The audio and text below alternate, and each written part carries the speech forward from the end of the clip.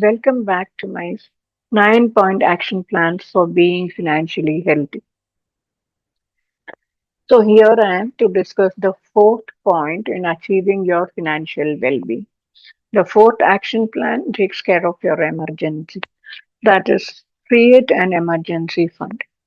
Now, there will be many people who will ask me, why do we need to create emergency fund? See, just because emergencies don't come to you giving you an invitation. You need to be well prepared to handle your emergencies yourself. The emergencies will be in the form of job loss, business loss, some medical emergency for self and for your dependents or for your friends and relatives. So, this way, emergencies can occur anytime and we need to be ready to face it. So, how can we do this? Is by creating an emergency fund.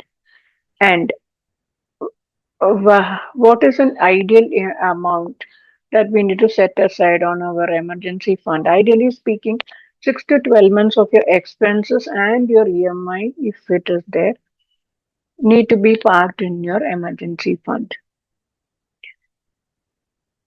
See, it may so occur like your life is going smooth all through, but there may be the dependents or your relatives or your friends whose life is not. And it may so happen that even if you want to help them, you are not in a position to help. So this is where you need to create your emergency fund. If not you, others will get benefit.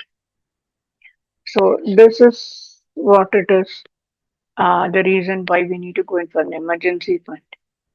But it is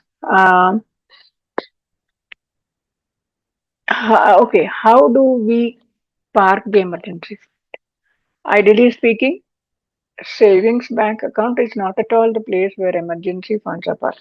Emergency funds has to be accumulated separately, labeled as emergency fund and kept aside, and we should not bother about it until unless we are facing an emergency. And not at all when we see a new gadget in the market or we see a new iPhone in the market. That is not the that is not an emergency. So this is how we need to create emergency fund and we have to park it. So ideally speaking, you can park your emergency fund in liquid mutual fund because it is so very doesn't have any headaches. You can easily invest in it and you can easily liquidate the fund also when required. There is a good saying that parents are not our emergency fund and children are not our retirement fund. But it is very sad to say that most of the Indians still believe in this concept. If we are facing some emergency, we have our parents to knock the door, to knock at their door. And when we are in the old age, our children are born to be supportive. So this is not a good symbol of being financially independent. So you should always aim at being financially independent. It is good that you have your parents and you have your children.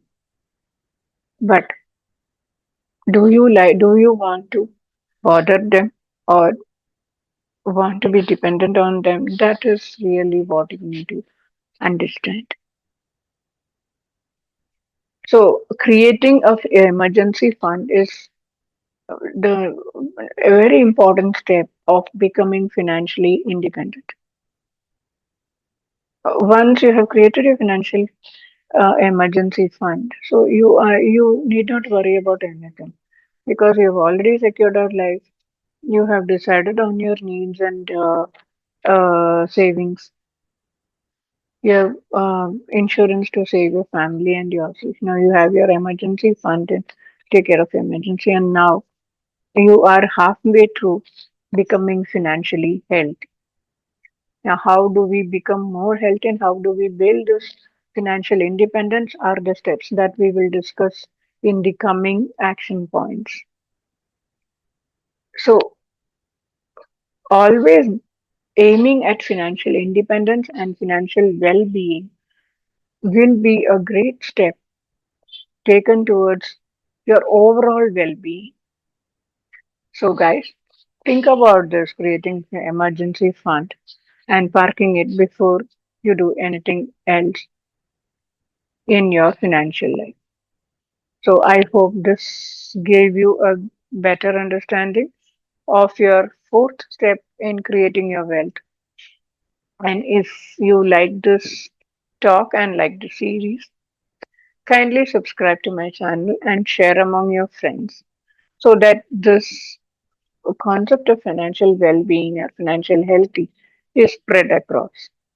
So thanks till we meet on the next action plan. Bye bye and see you.